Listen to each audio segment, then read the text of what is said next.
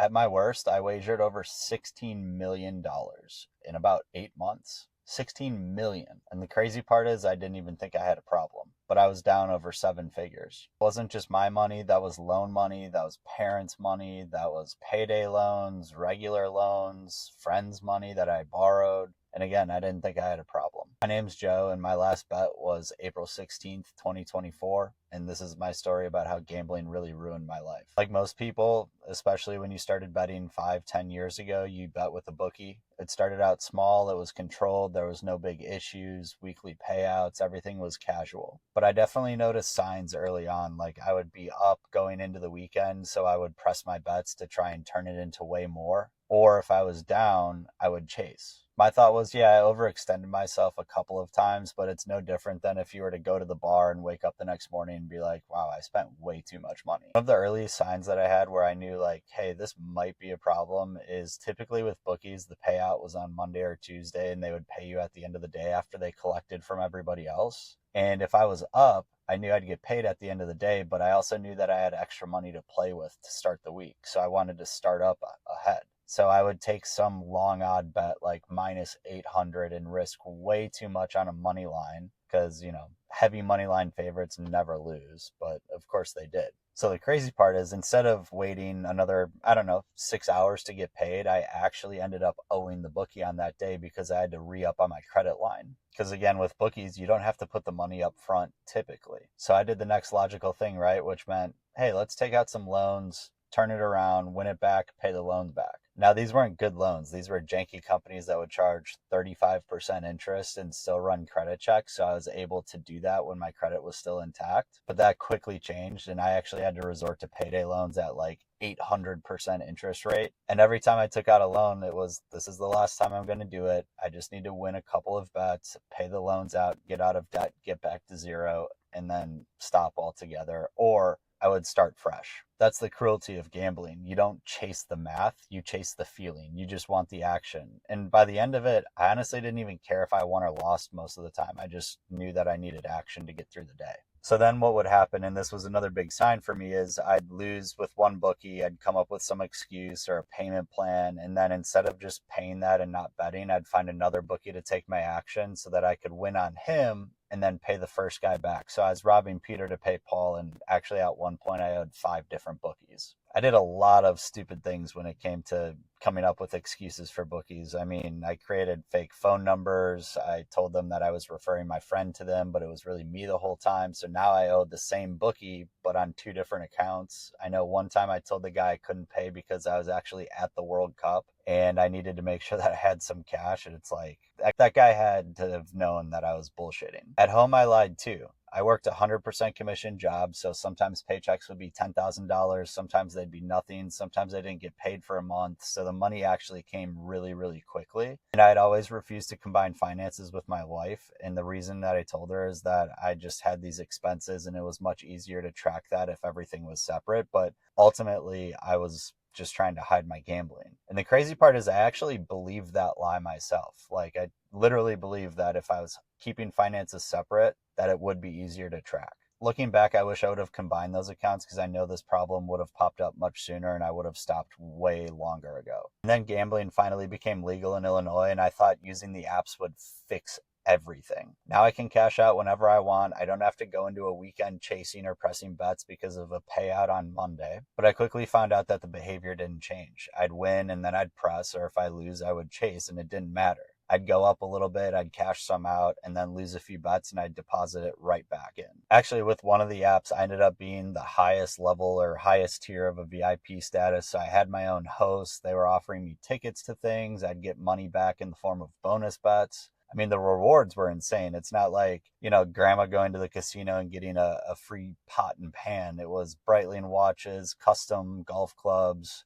I think they once offered a vacation to Italy to go truffle hunting, which is insane. And I never took those because I always wanted the money in bonus bets. And I also knew if I did take those, or I went to a concert and had box seats, people would ask too many questions. How'd you get these tickets? How'd you pay for them? And they'd either probably see a logo for the sports book right in the box, or again, they'd ask way too many questions and I didn't want to give myself up. It really became all about protecting the lie. But it's kind of wild. Those offers themselves actually fed the fantasy. In my mind, it was like I actually could afford all of those things because they were being offered to me. Like in Gamblers Anonymous, they talk about this dream world of gambling, and I thought I was actually living that, even though I was completely broke, living paycheck to paycheck. And part of that is just my own insecurity because I wanted to be that guy with all of my friends that if we were all out, I picked up the dinner tab. Not from an ego standpoint. I just wanted to be the guy that was known to take care of his buddies and share these experiences with them. And I was the one doing that. But the reality is, one, I couldn't afford to cover any dinner tabs because it was all going back into the sports book. But I was really just destroying myself to maintain this fantasy that didn't exist. My day was structured around action. The first thing I did when I woke up in the morning was check if my bets won or lost overnight. And then on the way to work, I'd start betting on Chinese basketball because I'd get to the office at like 6:45. And those games would actually get me to like 8:30, let's say, just before European soccer would end up starting. So then I'd bet on all the European soccer games, which I knew nothing about. And I told myself I became a soccer fan, but it was really only because I was betting on those games. So that would get me until about 11. And then I had to figure out how to go from 11 till about 2 o'clock when the afternoon soccer games would start. So that's when I started betting on things like tennis, which again, I know nothing about. I barely know the rules. And by the end of it, I could tell you all these random players from the ATP Tour and ITF. Like when I'd stream the games, I would think to myself, I could literally beat some of these guys, and I've never picked up a tennis racket in my life. And then I started betting on European basketball, and I'm not even talking the top leagues. I mean, there was Turkish women's basketball, Finnish basketball, Icelandic basketball. I mean, it was just crazy. And then I would get to the European soccer games for the afternoon, which would get me through the end of the workday. And then you would think, hey, maybe I can wait another 4 hours where I could start betting on NBA or NFL, college football, like the big US sports. But I couldn't even do that. That's when I discovered Brazilian basketball. I'd bet more tennis, just anything to get me to those night games. And then again, of course, you'd have that entire slate of night games. I remember vividly watching Weber State versus like Utah State in basketball. Why would anybody pay attention to that game? And people would ask me why I cared so much about watching this game. And I would say, oh, I just really love sports. You know, I played college football. It was in my blood. But really, I just had action on it. This was the craziest run I ever had. I had turned a $3,000 or $6,000 deposit into over $500,000 in about 10 days. And at that point, I was like, okay, I'm done. I know this is the most crazy run ever because it wasn't like I hit a bunch of parlays or whatever. They were all single straight bets. So I took out 300,000, left 200 in my account thinking, okay, I'm never going to have to deposit another dollar. This will last me the rest of my life because now I know how to win. Now I know how to have it controlled. And very quickly I said, okay, we're going to make one more really big bet. And of course it lost. And next thing you know, that money goes back into the account and that $500,000 is gone in about 3 days. That's the trap. Winning doesn't stop the compulsion, it only fuels it, especially if you're a problem gambler. And eventually, I never really told myself I was going to quit. It ultimately happened because my family found out about it. And that's when I ended up going into treatment for it. And I was also diagnosed with depression, which I had no idea I was dealing with at the time. I mean, I wasn't eating. I lost 25 pounds in 6 months, not by design. I just told myself I was intermittent fasting when everybody was saying how skinny I looked. I was barely sleeping. I mean, I could get 2 hours of sleep or 10 hours of sleep and I'd still be exhausted that next morning. I mean, I was dealing with suicide ideations, which I didn't even know was a thing. It would be like, I hope that when I cross this intersection, somebody runs a red light and T-bones me. I was just chalking that up to stress at work. Like I had a bad day. So like somebody just shoot me, please. And I had no idea that those are completely different things. In fact, I knew nothing about depression at all.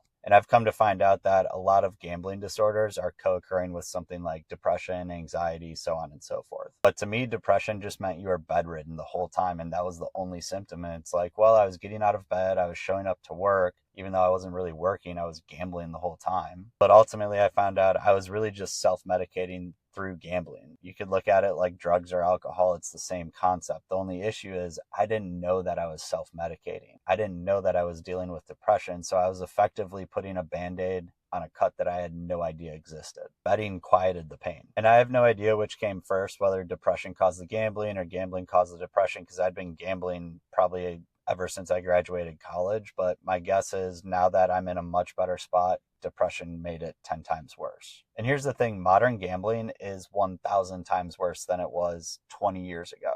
I mean, 20 years ago, you had to go to a physical casino if you wanted to play blackjack, or if you wanted to place bets on sports, you had to go to like Atlantic City or Vegas. You couldn't do it anywhere. Now your phone is the casino. In fact, it's actually more like an actual slot machine. I mean, a slot machine pull takes what, 3 to 5 seconds? If you go to a baseball game, you can bet on every single pitch, whether or not it'll be a ball or a strike. And I don't know, maybe there's 300 pitches. That's 300 bets you can make on a single baseball game. And that's not including money line or over-unders or any other outcomes. You can bet on every serve in tennis, every corner kick, how many corner kicks there are going to be in a certain amount of time. I mean, it is insane. It's constant and it's instant. And that accessibility really just makes the spirals happen faster. My rock bottom wasn't some major thing. It was really just a long period of building up over and over and over again, being stuck in this cycle. It was little things like missing time with my daughter because I was too glued to my phone. If I was giving her a bath, I'm paying attention to whatever game I'm streaming. I couldn't put it down for 10 minutes. If I'm out with friends, I'm constantly on my phone. If I'm at a restaurant, I'm checking scores underneath the table or going to the bathroom 10 times to place more bets. So again, I ended up going to inpatient treatment,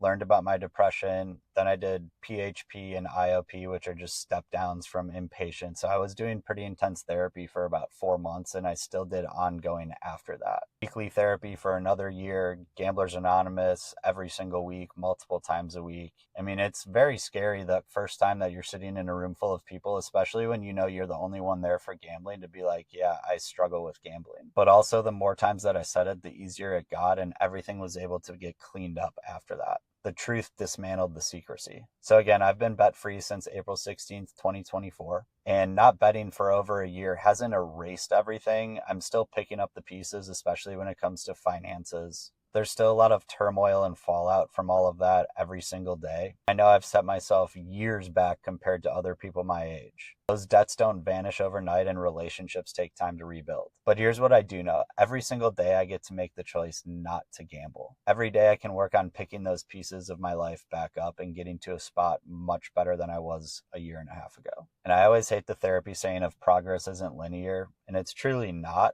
but it's such a cliche. But really, just taking steps forward is so important. If I were to start gambling again, it's not going to fix what I already broke from gambling. It's only going to make everything worse. But being open and honest about it has been the most freeing feeling ever. If you hear people in recovery talk about giving their speeches or giving a talk, they'll always start it out with, I'm not doing this for you, I'm doing it for me. And they're right. To some extent. I mean, I certainly want to share my story to help people, but ultimately being able to get out and put my story out on social media has been the best accountability tool I have ever found. Even when I get all the trolls on there commenting like, you're only one bet away, you're just a quitter or whatever, like, I love engaging with them, but that's not going to affect me or trigger me. It just makes them look dumb. And I'm not saying everybody needs to go online and share their story, but I think being honest with the people that you love is going to help you, because most of the messages I get, their spouses have no idea, their family has no idea, their friends have no idea, and it's all because of shame. And the thing is, your friends and family aren't going to treat you differently. They're probably just going to love you a little bit harder. So if any of this lands with you, like the lies you've kept, being a VIP host, or anything along these lines in the world of gambling, just know you're not alone. I built a giant hole and I've paid the price for it. Tenfold. But I'm climbing out of it, and I know you can too. One thing I would definitely suggest is pull your win-loss statements. Take a look at it, because I know if I would have done that 3 years ago, I would have been like, holy shit, I can't believe if, number one, I've actually wagered this much money. Again, $16 million. And you'll actually find out what you're down. I mean, again, math is math, right? If you bet $100 a day, you're betting $36,000 or so a year. That's a lot of money, especially if you make $100,000. I mean, that's almost 40% of your income that you are putting at risk. And yes, I know you're not going to lose every single bet, but here's the thing. In the grand scheme of it, how much are you down net? Most people will cash out, put money back in. It's all the same. See the truth. Don't wait until it's too late. If this story connected with you at all, make sure you like and subscribe. Every week I'm going to be putting out new content around the psychology of gambling, what it does to you, how it keeps you pulled in, how the industry hooks you, and how to fight back. So thanks for listening.